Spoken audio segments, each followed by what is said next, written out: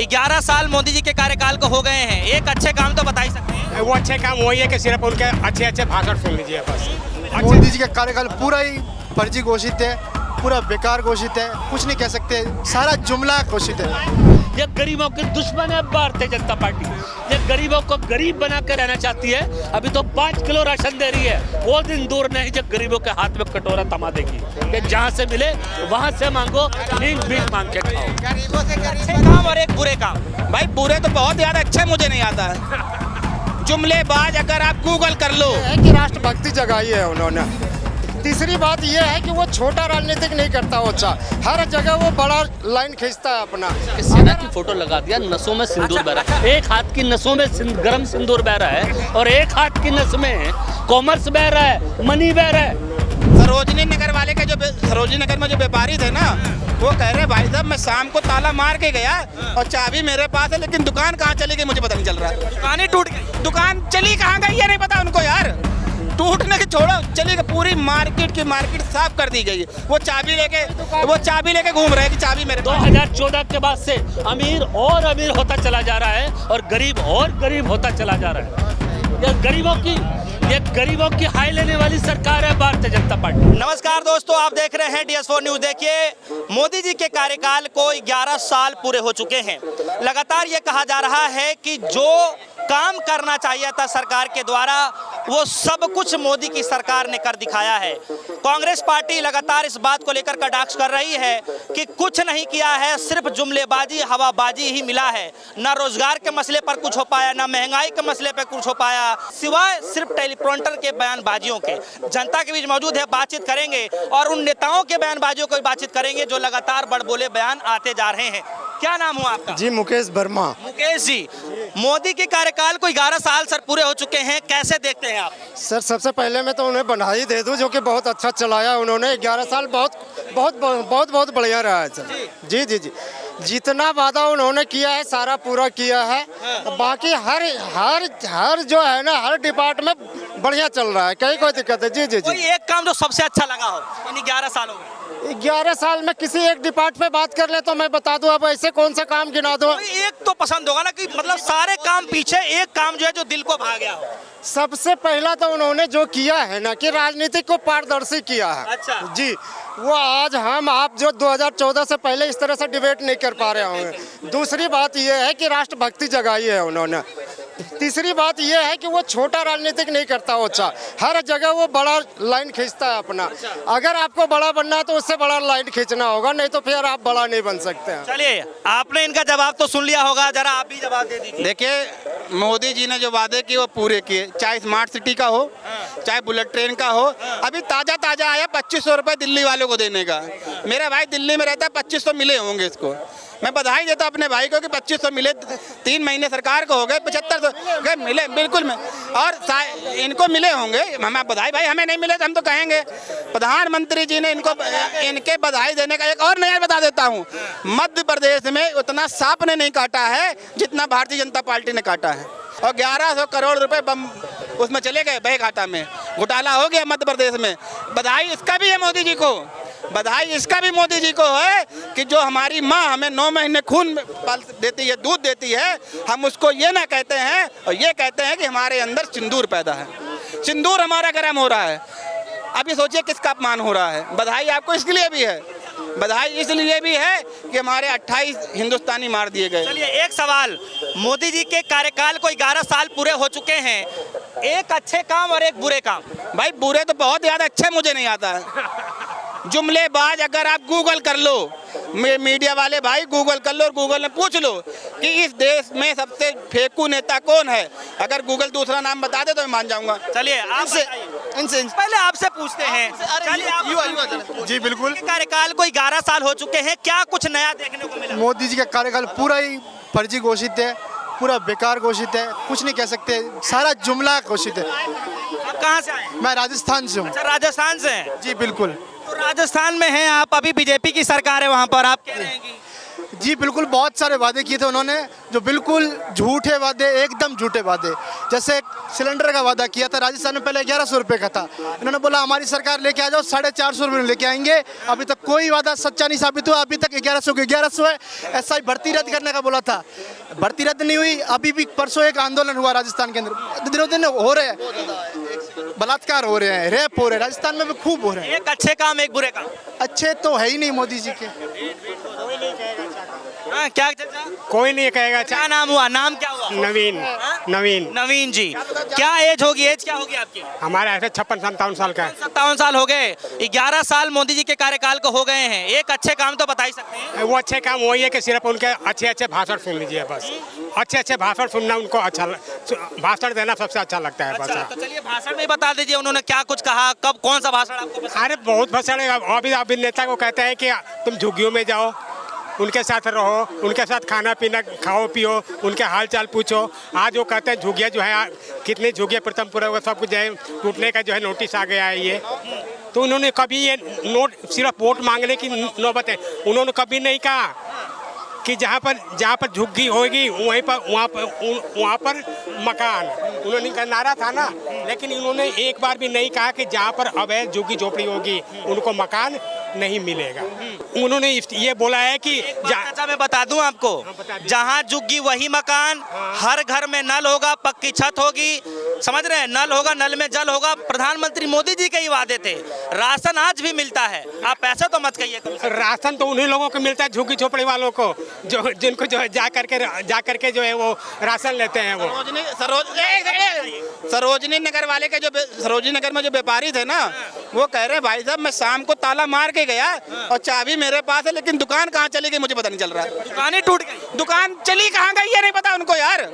टूटने की छोड़ो, चली गई, पूरी मार्केट साफ कर दी गई। वो चाबी लेके घूम रहे हैं कि चाबी मेरे पास है। लीगल कोई दुकान नहीं टूट रहा है, जो अवैध है वो टूट रहा है। तो टूटेगा ही ना। बिल्कुल। अवैध कब्जा है, जो तो जिसके काम है। भैया मीडिया वाले तुम्हारे अंदर यही बोल रही है कि सुनते नहीं हो। जिसके पास जीएसटी नंबर है, जो टैक्स पेड कर रहा है, बिजली ले रखा है, हाउ टैक्स दे रहा है, वो आप क्या कह रहे हैं कि सरकार गलत काम कर बस जीएसटी लेने का कैसे आपने जीएसटी का इंक्लूड कर दिया किसी के नाम पे? भाई जीएसटी किसी के नाम पे कैसे हो जाती है? अगर किसी दुकान पे जीएसटी दी जा रही है, नंबर दिया जा रहा है, तो इनलीगल कैसे? अगर इनलीगल है तो उन अधिकारियों पर कार्रवाई क्यों नहीं हो रही भाई?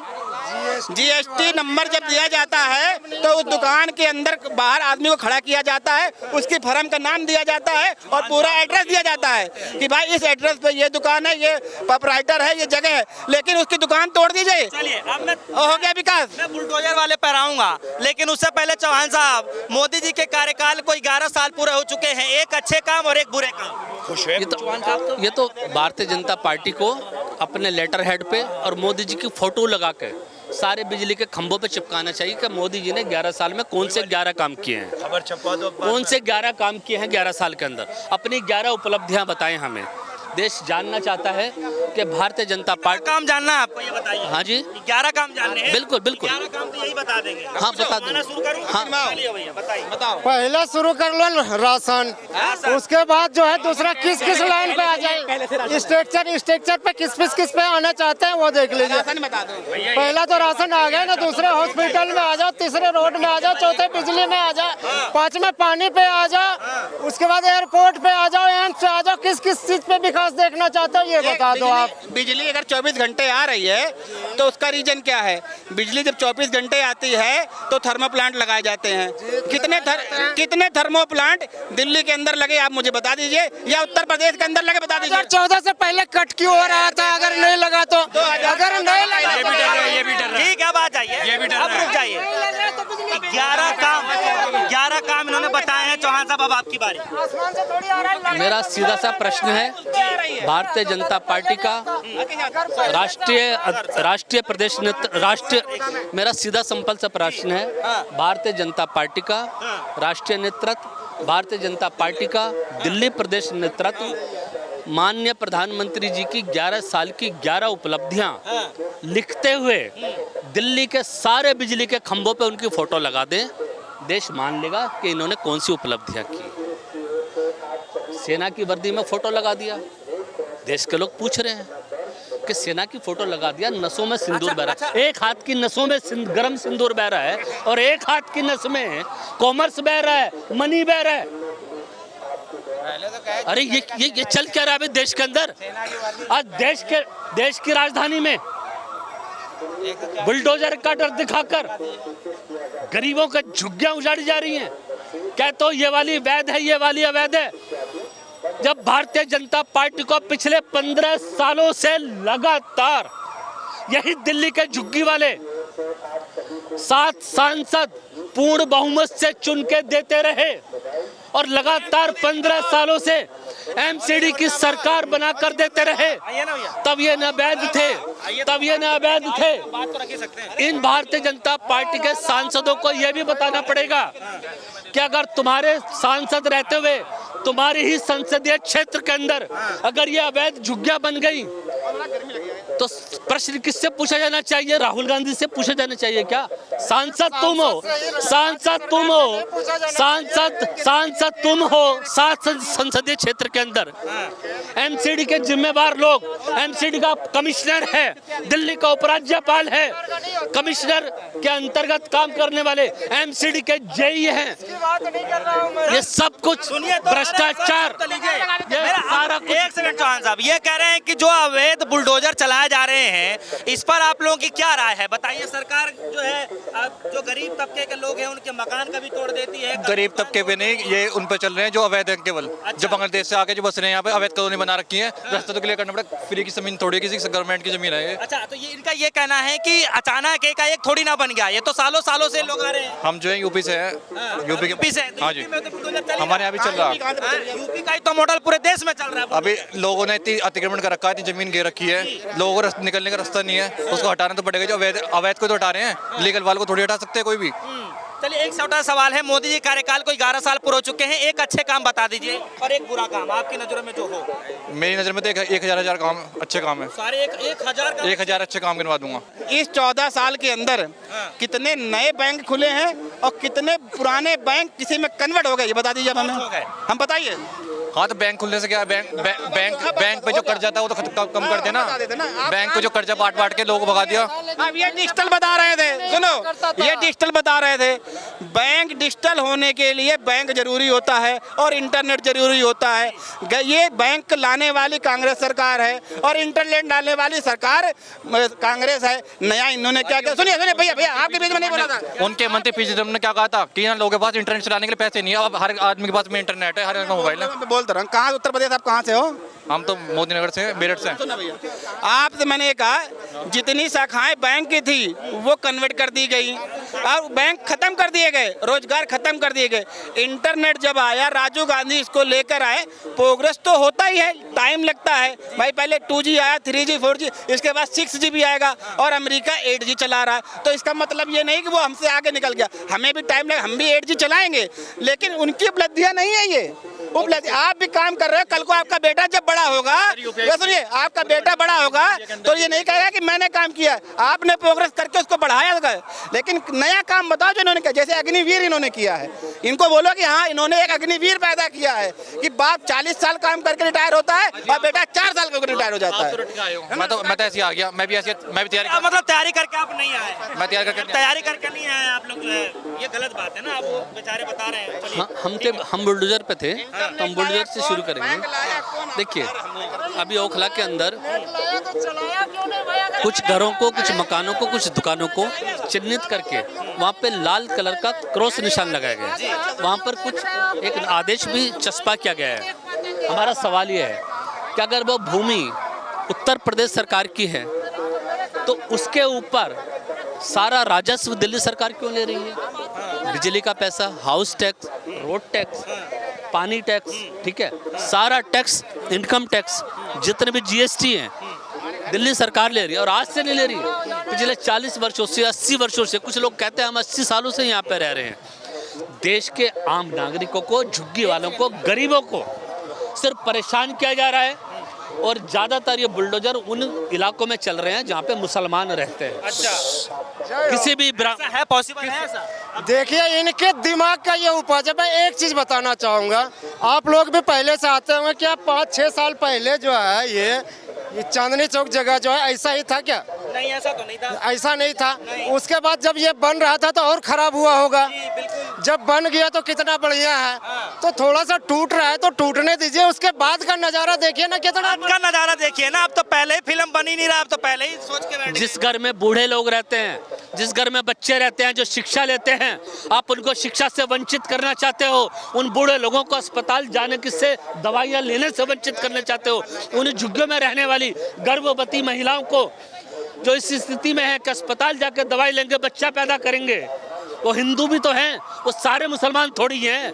मैं कल बात कर रहा था तो एक शख्स थे, वो ये कह रहे थे कि घर से, एक गांव से दो इंसान घर से चलते हैं, दोनों ही स्ट्रगल करते हैं। एक ने जहां मौका देखा वहीं मकान बना लिया और एक आज भी सड़क पर भटक रहा है, चाहता तो वो भी बना लेता।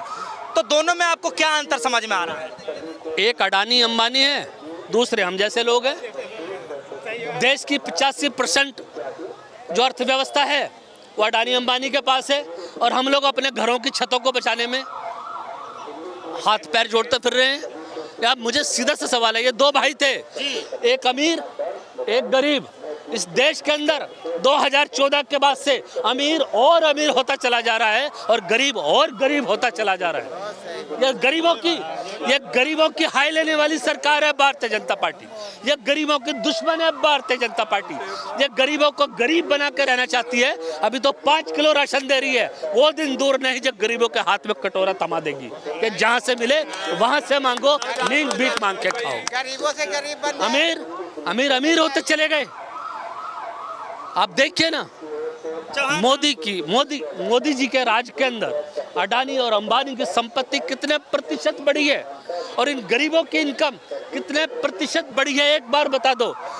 जो मजदूरी पहले 700 रुपया एक मकान बनाने वाले कारीगर को मिलती थी, आज वो 500 रुपए पे 400 रुपए तक आ गई है। काम हो नहीं रहा। इस देश की अर्थव्यवस्था को संभालने वाले देश के गरीब, मजदूर, पीड़ित, शोषित, वंचित वर्ग के लोग हैं। इनसे ही देश की जीडीपी चलती है, इनसे ही देश की अर्थव्यवस्था चलती है। इन्हीं के सहयोग से आज भारत विश्व की चौथी अर्थव्यवस्था सरकारी आंकड़ों में, कागजों में बना है। सरकार को हकीकत के आंकड़े अभी जारी करने बाकी हैं। ठीक है, थोड़ी आम जनता है, बातचीत करेंगे। चाचा आप बताइए ना, 11 साल हो गए हैं कार्यकाल को। हमें तो 50 साल हो गया। हाँ? मोदी जी के काम को 11 साल हो गए हैं। 14 साल के 2014 अच्छे काम नजर आए। ये कहानी हमें बहुत जी भाइयों बहनों, हमारे देश में इतना काम हो रहा है, कहीं ट्रेन के इंजन तो कहीं एयरपोर्ट बन रहे हैं, कहीं हाईवे मुंबई, दिल्ली से मुंबई बन रहा है, और बुलेट ट्रेन इस देश के युवाओं को रोजगार देने का काम हमारी सरकार ने किया है। उसकी कमर तोड़ दी जाएगी जो भ्रष्टाचार की तरफ को सोचेगा भी। ये किसकी सरकार है? ये बीजेपी की सरकार है। चलिए आप